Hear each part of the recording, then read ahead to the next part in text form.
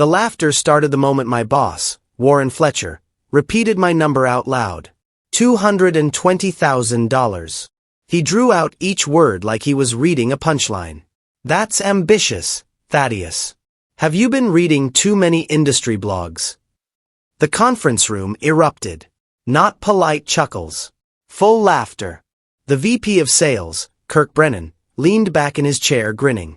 The CFO, Patricia Hale, covered her mouth but her shoulders shook. Even the HR director smiled uncomfortably. I sat perfectly still, hands folded on the table, watching my compensation request become entertainment. Warren shook his head, still smiling. I appreciate confidence, but we need to be realistic here. Your current package is competitive for your level.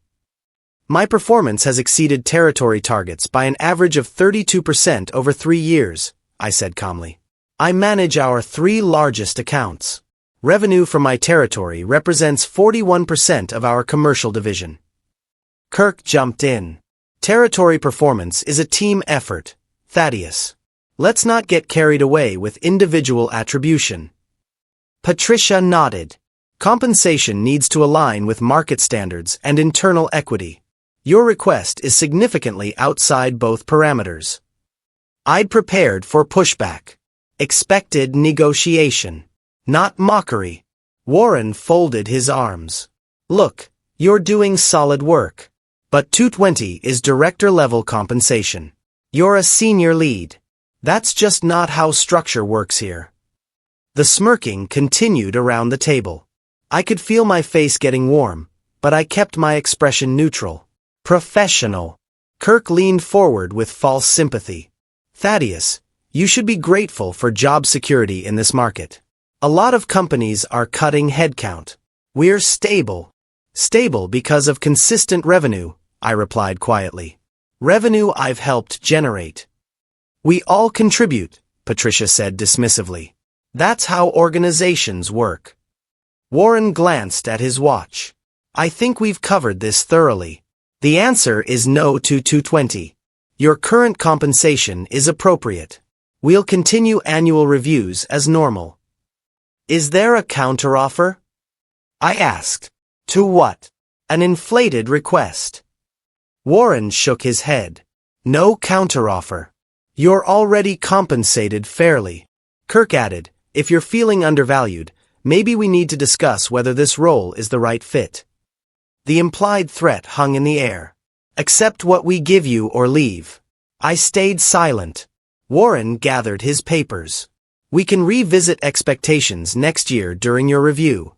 For now, let's focus on Q4 objectives. The meeting ended. People filed out quickly, avoiding eye contact. I heard low laughter in the hallway. Someone said something I couldn't make out. More laughter followed. I sat alone in the conference room for 3 minutes, staring at my notes, feeling the familiar mix of emotions I'd experienced too many times here.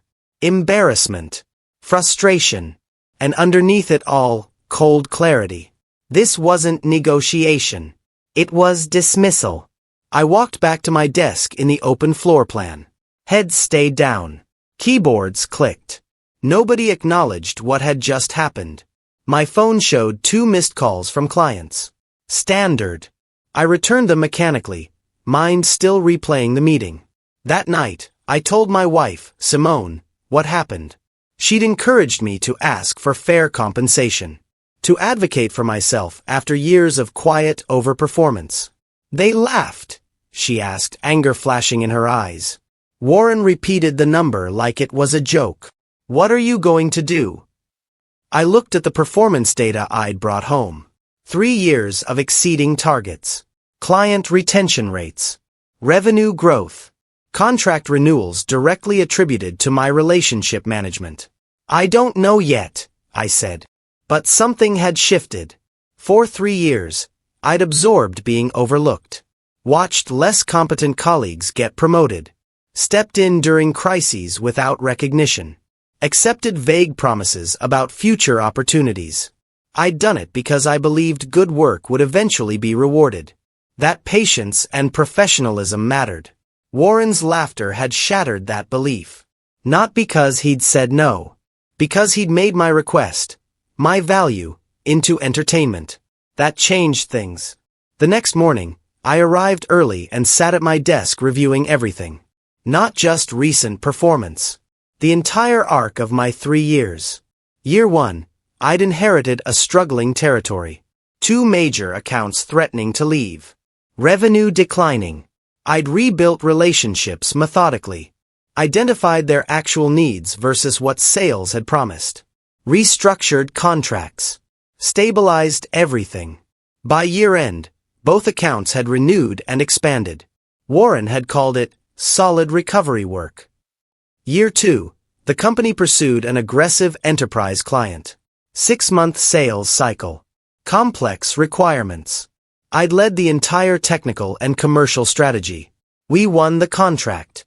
Largest in company history at that point. Warren had thanked the team in the announcement. My role wasn't specified.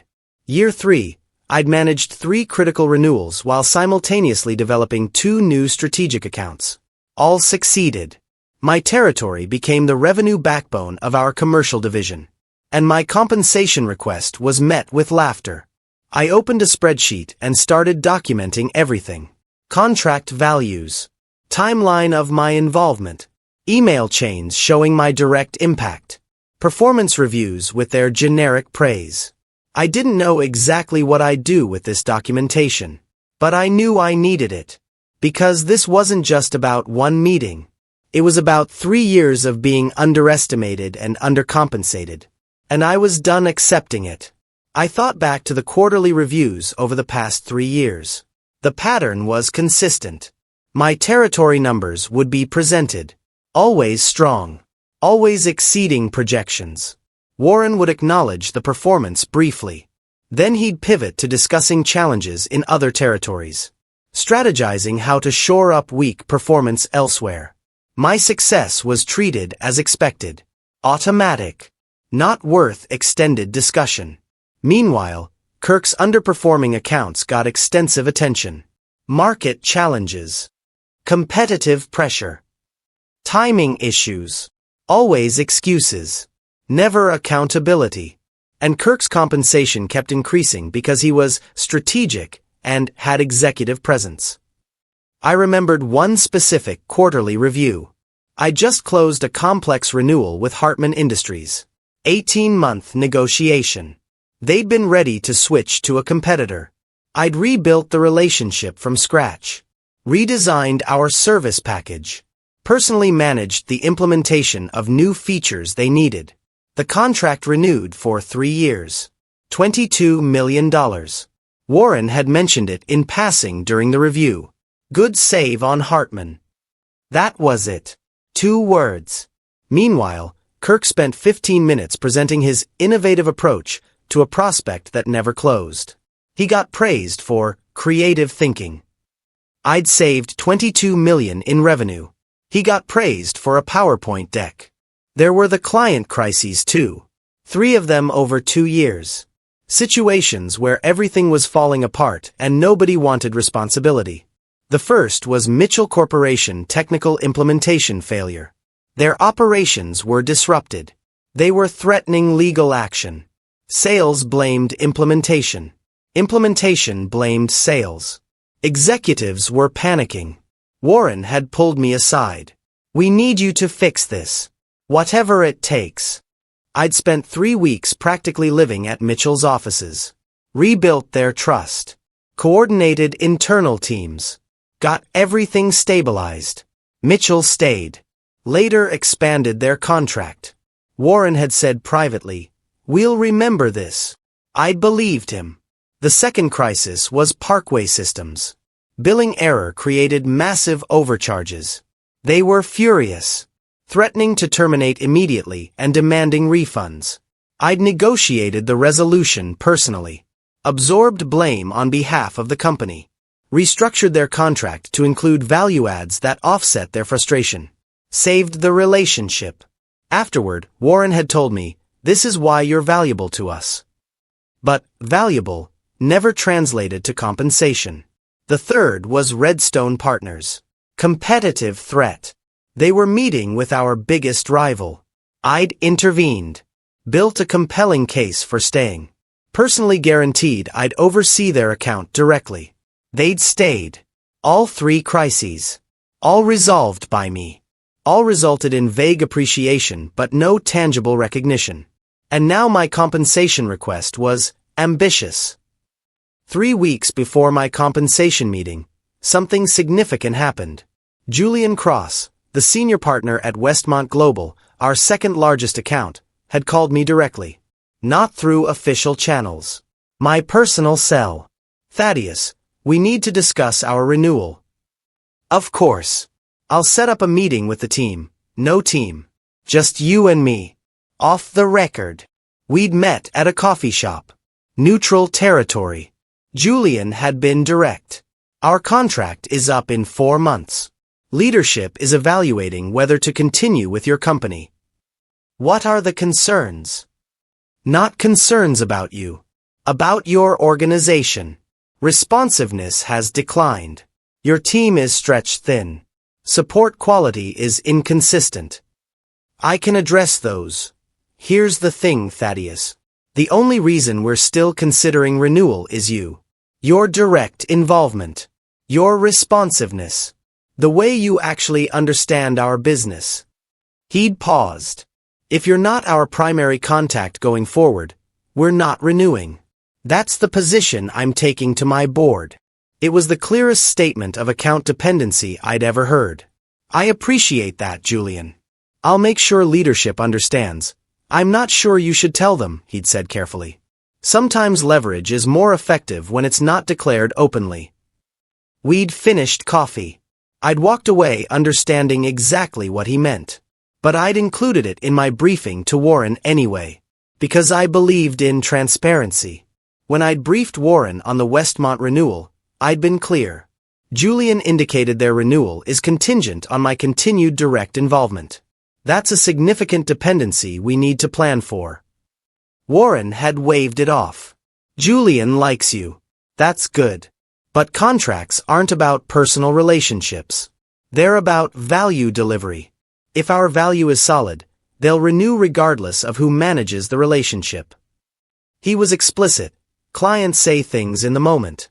When renewal time comes, they evaluate rationally. Don't let it go to your head. The warning was clear. Don't overestimate your importance. I'd pushed once more. This should probably be documented in the renewal strategy. The dependency is real. I'll make a note. But don't worry about it. Focus on the relationship, not the politics. Translation. Keep doing the work. Don't ask for credit. That conversation happened 2 weeks before my compensation request. I'd thought it might strengthen my case. Instead, it never made it into any leadership discussion. The Westmont dependency wasn't mentioned during my compensation meeting. Because acknowledging it would acknowledge my individual value. And that would have complicated their dismissal of my request. So they'd ignored it. Pretended contracts were purely about organizational capability. Despite knowing that Julian had explicitly said otherwise. After the compensation meeting, I changed my approach. I stopped pushing. Stopped advocating for recognition. Stopped expecting acknowledgement. Instead, I did something I'd never done systematically before. I documented everything. Every client interaction. Every contract milestone. Every crisis resolution. I organized my email folders meticulously. Created a private folder structure tracking my work. Contract timelines. Revenue impact. Client communications explicitly acknowledging my role. Performance against targets with exact percentages. I backed everything up to personal storage. Not because I was planning anything specific, but because I'd learned that memories were selective in organizations like this. When convenient, my contributions would be attributed to team effort. When inconvenient, they'd be forgotten entirely. Documentation was protection. I also started being more precise about boundaries. When asked to handle something outside my scope, I'd clarify ownership. Is this my responsibility or are we reassigning it? When credit was misattributed, I'd send polite corrections. Just to clarify, I led that initiative. Nothing aggressive. Just factual. My colleagues noticed the shift. A few asked if I was okay. Fine, I'd say. Just being more organized. Warren noticed too. Called me into his office one afternoon. You seem different lately. Different how? More formal. Are you upset about the compensation discussion? I'm focused on documentation and clarity. Seemed like a professional gap we should address. He'd studied me. Don't let one meeting affect your attitude. It hasn't, I'd replied calmly. I'm just being thorough. 6 weeks after the compensation meeting, my phone rang from an unknown number. I almost didn't answer. Professional habit made me pick up. Thaddeus Rowan. Mr. Rowan, this is Vanessa Cho from Sterling Bridge Group. Do you have a moment for a confidential conversation? Sterling Bridge. I knew the name. Major competitor. Aggressive expansion over the past 2 years. I'm listening. We've been following your work in the market for over a year. Your track record with enterprise accounts is exceptional. We're building a commercial leadership team and your name keeps coming up. I'm not actively looking for opportunities. I understand. But would you be open to a conversation?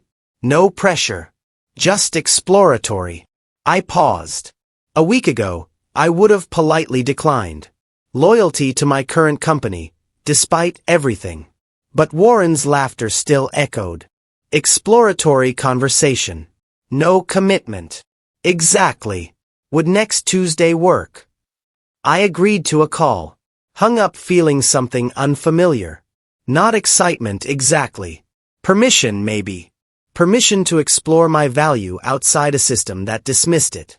That evening, I told Simone about the call. Are you actually considering leaving? She asked. I'm considering a conversation. There's a difference. Is there? She was right to question. A conversation wasn't neutral. It was the first step toward something. They said they've been watching my work for a year. And your current company barely noticed, Simone said quietly. Maybe it's time people who actually see your value got a chance to say so. The call with Vanessa happened Tuesday morning. I took it from my car during lunch. Thanks for making time, Thaddeus. Let me be direct. Sterling Bridge is expanding our commercial division significantly. We need proven leaders who can manage complex enterprise relationships. What makes you think I'm interested? Because we've been tracking your territory performance.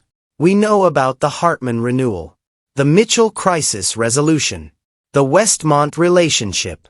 Your work is visible to people who understand the market. Nobody at my current company had ever listed those accomplishments together. They'd happened, been noted briefly, then forgotten. We're aware your current compensation is around 140, Vanessa continued. I stayed silent. She'd done her homework. For the right person in this role, we're prepared to offer between 210 and 250 base, plus performance incentives that could add another 30%. 210,000 to 250,000. The number I'd been laughed at for requesting was their starting point. What's the role specifically? Senior Commercial Director. You'd lead a team of 4 account managers initially. Full P&L responsibility for your portfolio. Direct executive reporting line. Everything I'd been doing without the title or compensation. I'd need to understand team structure, growth expectations, and cultural fit before considering anything. Of course. Would you be open to meeting our Chief Revenue Officer? He's eager to talk with you. I thought about Warren's dismissal. Kirk's smirk. Patricia's condescension. Yes. I'd be open to that meeting. 2 days later, I met Sterling Bridge's CRO, Marcus Aldridge, at a downtown hotel. Neutral territory. Professional but discreet. Marcus was mid-50s. Direct but personable. We talked for 90 minutes. He asked about my approach to client relationships. My crisis management philosophy.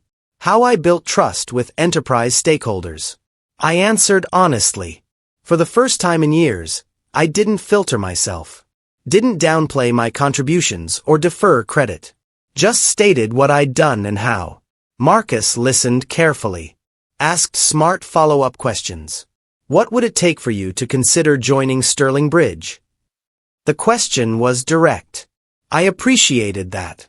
Honestly, recognition. Not just compensation, though that matters. I need to work somewhere that sees value before it becomes a crisis. That acknowledges contributions without requiring constant advocacy. Your current company doesn't do that. It wasn't a question. No, they don't. What's your compensation expectation? I'd thought about this. After being laughed at, I'd almost been ready to lowball myself again. But Simone had talked me through it. Your value doesn't change because one company can't see it. 220 base. Performance incentives tied to clear metrics. Director title with actual authority. Marcus didn't laugh. Didn't smirk. Just nodded. That's reasonable for what we're asking you to do. Let me get back to you within a week with a formal proposal. We shook hands. As I drove home, I realized something had shifted. I'd asked for what I was worth. And nobody had laughed. The next day, something unexpected happened. Julian Cross from Westmont Global called. Not my work line. My personal cell again. Thaddeus, we have a situation. I tried reaching your office but got transferred 3 times. Finally gave up. What's the situation? Technical issue with the integration we launched last month. It's causing downstream problems. My operations team is frustrated. I need someone who understands our setup. I'll look into it immediately and call you back within the hour. I spent 40 minutes tracking down the issue. Integration error from our technical team. Simple fix but required coordination. I handled it directly. Called Julian back. Resolved. I've also put monitoring in place to catch similar issues proactively. Thank you. This is exactly why I need you managing our relationship. That afternoon, Warren called me to his office. Julian Cross escalated a concern to the executive floor this morning. I'm aware. I resolved it. He specifically asked for you. Said he couldn't get through to anyone who understood their account. Their setup is complex.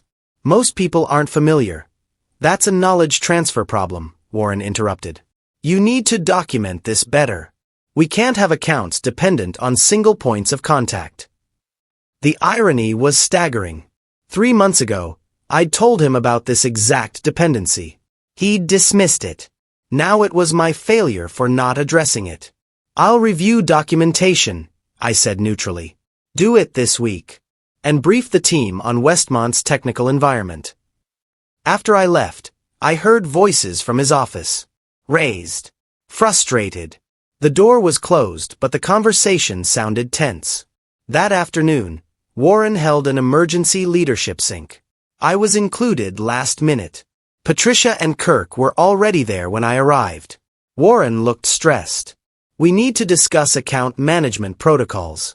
This morning's Westmont escalation exposed gaps. Kirk jumped in. We can't have clients calling individual team members directly. It breaks chain of command. Julian called me because he couldn't reach anyone else, I said calmly. That's a response time issue, not protocol. Patricia frowned. It's also a dependency issue. We need redundancy in client relationships. I've suggested knowledge sharing multiple times, I replied. The team has limited capacity for deep account immersion. Warren rubbed his temples. Thaddeus, walk me through your current Westmont involvement. Specifically. For 20 minutes, I explained the relationship. Technical complexities. Stakeholder management. History of interventions. Strategic context behind their operational decisions. Quarterly planning integration with their business cycles. Warren's expression shifted as I talked. From irritation to concern to something resembling realization. When I finished, he was quiet for several seconds. That's more detailed than I understood. I've briefed you on this quarterly. Not at this level of detail. Because you never asked. Because you dismissed it as routine account management. But I didn't say that. Kirk looked uncomfortable. We should probably assign a backup for Westmont coverage. Who? I asked. Who has the bandwidth and context to manage a $24 million relationship with 3 years of accumulated knowledge? Nobody answered. The meeting ended without clear resolution. But something had changed. Warren looked worried. You're panicking. That's different than respecting. Warren looked at his hands. What would it take for you to stay? I'd thought about this question. Knew it was coming. I don't know if there's an answer. Because the issue isn't just compensation. It's being seen. Sterling Bridge sees what I do. My current leadership didn't until they faced losing it. We see you now. You see the risk now. That's not the same thing. The distinction hung between us. Warren knew it was true. Can I at least present a formal counteroffer? Put something together that addresses everything. I nodded. You can present it. I'll review it fairly. But I'm not promising to accept. Over the weekend, Warren and Patricia worked on a counteroffer package. Monday morning, I received it via email. Formal. Comprehensive. $230,000 base salary. Matching Sterling Bridge. Performance incentives structured at 40% target. Matching their offer. Senior Commercial Director title. Effective immediately. Expanded team structure. 4 direct reports assigned within 30 days. Executive Committee visibility. Quarterly presentations to leadership. Retention bonus. $50,000 paid after 1 year. They'd matched everything. Even added components Sterling Bridge hadn't offered. The package was generous. More than I'd initially requested. But as I read through it, I felt something unexpected. Not gratitude. Not excitement. Sadness, maybe. That it took another company's offer to make my current employer see my value. That 6 weeks of dismissiveness could only be overcome through external validation. I thought about Warren's laughter. Kirk's smirk. Patricia's condescension. Would working with them be different now? Or would this counteroffer create resentment? Would they hold it against me that they'd been forced to match? I thought about Sterling Bridge. Marcus's respect during our conversation. Vanessa's professionalism. The way they'd presented the offer without games or negotiations. The way they'd valued me before crisis forced the issue. That night, Simone and I talked through everything. The counteroffer is substantial, she said. It is. But you're still leaning towards Sterling Bridge. Am I that obvious? She smiled. You've been undervalued for years. Sterling Bridge saw you first. Without pressure. That matters. It does, I admitted. But staying has benefits too. Established relationships. Known environment. Known environment that laughed at you. She was right. The known environment had revealed itself 6 weeks ago. Tuesday morning, I met with Warren to discuss the counteroffer. He looked hopeful. Almost nervous. What do you think? I set the document on his desk. It's comprehensive. More than I initially asked for. We want you to stay, Thaddeus. The whole package reflects that. I nodded slowly. Can I ask you something directly? Of course. Why did it take Sterling Bridge saying yes before you listened to me? Warren exhaled. That's a fair question. I'd like an actual answer. He was quiet for a moment. Honestly, I didn't believe the market valued you at that level. I thought you were overestimating based on recent performance. When Sterling Bridge made their offer, it forced me to reconsider my assumptions. So my assessment of my own value wasn't credible until an external party validated it. That sounds worse than I mean it, but it's accurate, I said calmly. I told you what I was worth. You didn't believe me. Sterling Bridge agreed immediately. That's the sequence. Warren looked uncomfortable. Yes, that's the sequence. Do you understand why that makes your counteroffer complicated? Because we should have listened initially. Because it reveals something about how leadership here perceives value. I had to get an external offer to be taken seriously. What happens next time I raise a concern? Will you dismiss it until outside pressure forces reconsideration? He didn't have a good answer. The silence stretched. Finally, he said, I can't change what happened. I can only commit to doing better going forward. That commitment is undermined by the fact that it took external pressure to get here. What can I do to rebuild that trust? I don't know if you can, I said honestly. That's what I'm trying to figure out. The following days were tense. Word had spread about Sterling Bridge's offer and the company's counteroffer. Colleagues approached me carefully. Some congratulated me. Others asked what I was planning to do. I deflected, still evaluating options. Kirk stopped by my desk Wednesday afternoon. Heard about the counteroffer. Pretty generous package. It is. Must feel good. Getting what you asked for. I looked at him directly. It would have felt better 6 weeks ago. He had the decency to look uncomfortable. Yeah. About that meeting, Kirk, you joked about job security. Made me feel like asking for fair compensation was unreasonable. I haven't forgotten that. We didn't understand the full picture. You didn't ask for the full picture. You assumed I was overreaching. He nodded slowly. You're right. That was wrong. Apology noted. But it doesn't change how the situation unfolded. He left without arguing. Thursday, I had lunch with Julian Cross. I'd asked for the meeting to discuss Westmont's renewal regardless of my own situation. How are things? He asked. Complicated.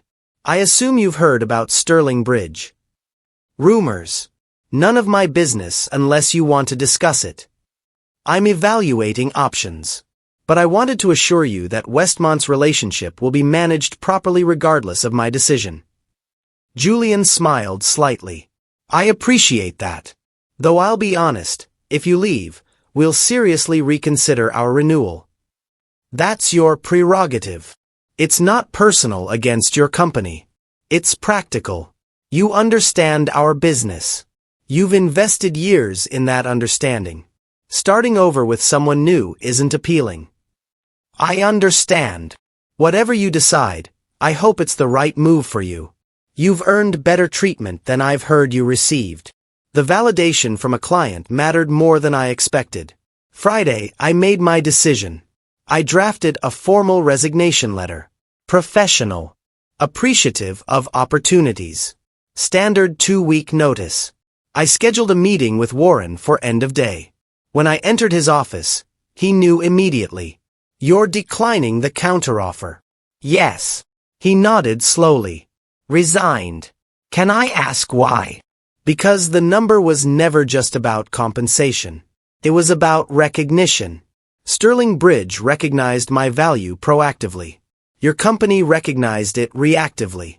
That difference matters. We're trying to correct our mistake. You're trying to retain revenue. Specifically, the relationships I manage. That's not the same as valuing me. Warren couldn't argue. When are you leaving? 2 weeks from today. I'll work with you on transition planning. Documented handoff for all accounts. Including Westmont? Especially Westmont. I'll brief whoever you assign thoroughly. But Julian has already indicated their renewal is uncertain if I leave. Warren rubbed his face. This is going to create significant disruption. It didn't have to. 6 weeks ago, recognition would have prevented this entirely. I handed him my resignation letter. He read it slowly. Is there anything that would change your mind? No. Then I wish you well. Genuinely. You've been an exceptional contributor. Thank you. I left his office feeling lighter than I'd felt in months. The decision was made. No more ambiguity. 2 weeks later, I started at Sterling Bridge. The transition was smooth. Professional. My new team welcomed me. Marcus gave me autonomy. The environment felt different from day one. Respectful. Collaborative. Fair. Within 3 months of my departure, 2 significant things happened. First, Westmont Global decided not to renew their contract. Julian had given my former company a chance. Met with the new account manager they'd assigned. Evaluated the transition plan. But ultimately, they'd chosen to move their business to Sterling Bridge, where I now managed their relationship. The contract was worth $24 million over 3 years. My former company lost it entirely. Second, Parkway Systems, one of the accounts I'd saved during a crisis 2 years ago, also switched to Sterling Bridge. Their VP had reached out to me directly. "We stayed with your old company because of you. Now that you've moved, our loyalty follows." That contract was worth $18 million. Both moves happened within 90 days of my departure. $42 million in lost revenue. The impact was severe enough that my former company's quarterly earnings call mentioned unexpected client churn in the commercial division. Warren was asked about it during the call. I listened to the recording. His answer was carefully worded. "We experienced unexpected market shifts driven by competitor relationship targeting. We're implementing enhanced retention protocols to address these dynamics." Market shifts. Competitor targeting. Not we failed to retain a key employee who managed critical relationships. Not we undervalued someone until it was too late. Just vague corporate language deflecting accountability. Kirk was reassigned to a smaller territory. Patricia faced questions from the board. My former colleagues told me the commercial division was struggling. 6 months into my role at Sterling Bridge, I reflected on everything that had happened. The laughter in that conference room. Warren's dismissiveness. The humiliation of having my value mocked. Then the desperate counteroffer. The sudden recognition. The too late acknowledgement. I'd learned something important. The call didn't change my worth. It only revealed who never knew it. My value hadn't increased when Sterling Bridge made their offer. It had been there all along. Documented. Measurable. Real. My former company hadn't suddenly discovered my contribution when I resigned. They'd known it existed. They'd just chosen to minimize it until faced with consequences. The laughter stopped when the call came in. But the silence that followed wasn't respect. It was fear. Fear of losing revenue. Fear of client departures. Fear of consequences they'd created through dismissiveness. Real recognition doesn't arrive through crisis. It exists before pressure forces the issue. Sterling Bridge saw my value proactively. Offered fair compensation without negotiation games. Provided respect without requiring external validation. That's the difference between being valued and being retained. Between recognition and damage control. I still think about that compensation meeting sometimes. The laughter. The smirks. The casual dismissal of my worth. It hurt then. Now it's just clarity.